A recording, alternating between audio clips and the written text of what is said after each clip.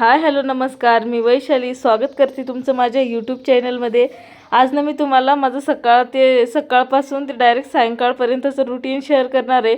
सकाळी उठून पहिले तर अंथरुणाच्या घड्या केल्या, कारण की मी आज लवकर उठली होती। मला थोडं वर्कआउट पण करायचं आहे, कारण की आज 2-4 दिवस झाले मी सुरुवात केली। बघू आता कंटिन्यू होतं की नाही, पण करायचा तर प्रयत्न मी नक्कीच करते, कारण की आता माझा अर्णव पण मला एवढा काही त्रास देत नाही। तो आईसोबत राहतो आणि रात्री ऑइलिंग केलं होतं केसाला, त्याच्यामुळे केस पण धुवायचे होते। आज भरपूर कामं होते आणि मग अंथरुणाच्या घड्या वगैरे घातल्या। रात्रीनं मी मेथी भिजत घातलेली होती, त्याचं पाणी आता गरम करून पण घ्यायचं आहे। अंथरूण काढून तर आधी फ्रेश होणार आणि मग बाकीचे जे काय असतं रुटीन ते तुमच्यासोबत शेअर करणार।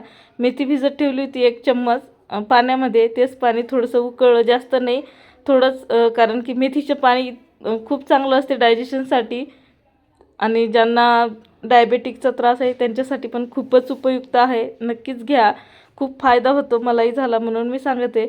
निवांत इकडं आली होती या घरामध्ये, कारण की इकडंच वर्कआउट करण्यासाठी जागा आहे, तिकडं तर काही जागा नाही। त्यामुळे पहिले मेथीचं पाणी पिलं आणि 10 मिनटं थांबली, कारण की पाणी पिल्यावर लगेच आपण नाही करू शकत काही।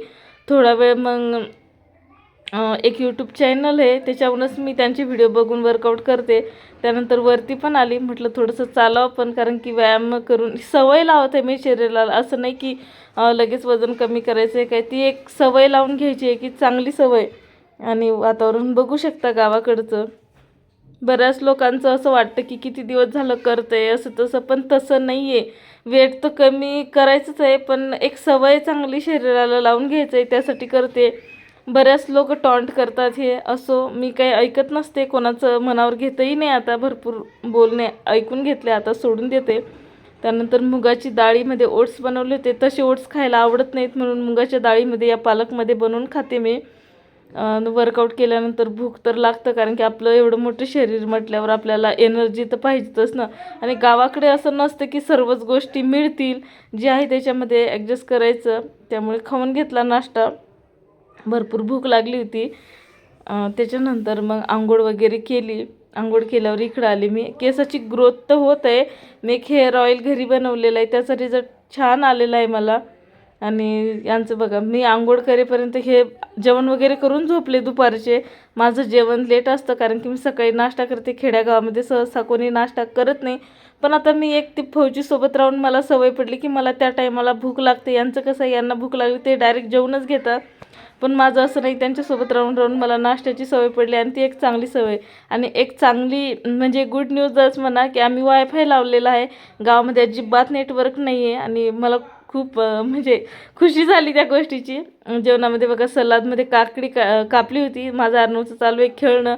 मस्त जेवण केलं निवांत, त्यालाही जेव घातलं। तो सलाद अजिबात खात नाही, पण मी चांगल्या सवयी लावण्याचा प्रयत्न करते स्वतःला, कारण की आता 30च्या समोर गेल्यानंतर बरेच प्रॉब्लेम होतात आपल्याला, आपण दुर्लक्ष करतो। त्यानंतर सायंकाळपर्यंत काहीच शूट नाही केलं, नंतर थोडा वेळ आराम केला आणि आमच्या पिल्ल्याचं इतकं मस्त खेळणं चालू होतं ना, आणि त्याला आत्तू दिसली म्हणजे लगेच म्हणतो मला घे, त्याचं मस्त खेळणं चालू होतं। आणि हे जे हसू हसते ना या चेहऱ्यावरचे बघून ना पूर्ण थकवास निघून जातो, इतकं गोड हसते। आणि आता ना खूप प्रयत्न करतो समोर जाण्याचा।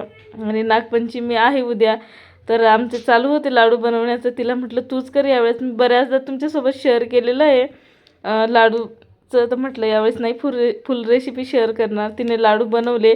दुसऱ्या दिवशी सकाळी होती नागपंचमीच्या तुम्हाला खूप साऱ्या शुभेच्छा। व्हिडिओ थोडा लेट येत आहे, कारण की मला वेळच नाही भेटला एडिटिंग करायला। यांचं सर्व झालं होतं पूजा वगैरे सकाळी। आणि तुमच्याकडे कशी करतात पूजा नक्कीच मला कॉमेंट करून सांगा। आणि वातावरण तर एवढं सुंदर झालं होतं ना, मला असं वाटलं आज इतकी गरमी होत आहे ना, पाऊस येणारच, इतकं डेंजर वातावरण झालं आहे। येणार म्हणजे नागपंचमीलाच असतो पाऊस, तर असतोच। आणि इकडं झोका बांधला होता, मामा भाच्याचं चालू आहे झोका खेळणं। मला आज झोक्यावर खरंच भीती वाटतं। पहिले मी खूप खेळायची लहानपणी, पण आता ना माझ्यात तेवढी हिंमत नाही की मी झोका खेळेल। त्याच्यानंतर मला बराच उशीर झाला, म्हटलं आता काय करावं। मग डायरेक्ट जेवणामध्ये मस्त बटाट्याची भाजी होती आणि रात्रीची जी आपण भाजी बनवली होती शेवग्याच्या शेंगाची ती, आणि मस्त दोघे मायलेकांनी जेवण करून घेतलं निवांत, कारण की याला नंतर झोपायचं पण होतं। हा जेवल्याशिवाय झोपत नाही आणि झोपला नाही की त्रास देतो मग। आणि तो झोपला बघा. पण या पिल्ल्यांनी जे परेशान केलं मला आणि आजीला बघू शकता. कपडे पण घालत नव्हता तो, त्याला इतकी गरमी होत होती. आणि आज खरंच इतकं गरम वातावरण होतं ना. आणि अचानक मग एवढं तापत होतं, मी आजीला म्हणतच होते आजी पाऊस येते, तेवढ्यात पाऊस सुरू झाला. आणि पाऊस पण आला किती 3-4च मिनटं आला, जास्त काही पाऊस आला नाही. परत गरमी वाढून गेला. मला वाटलं आता इतकं आभाळ आलं तर इतकं गरम होतं आहे की भरपूर पाऊस होईल, पण नाही झाला. तसं तर काही झालं नाही.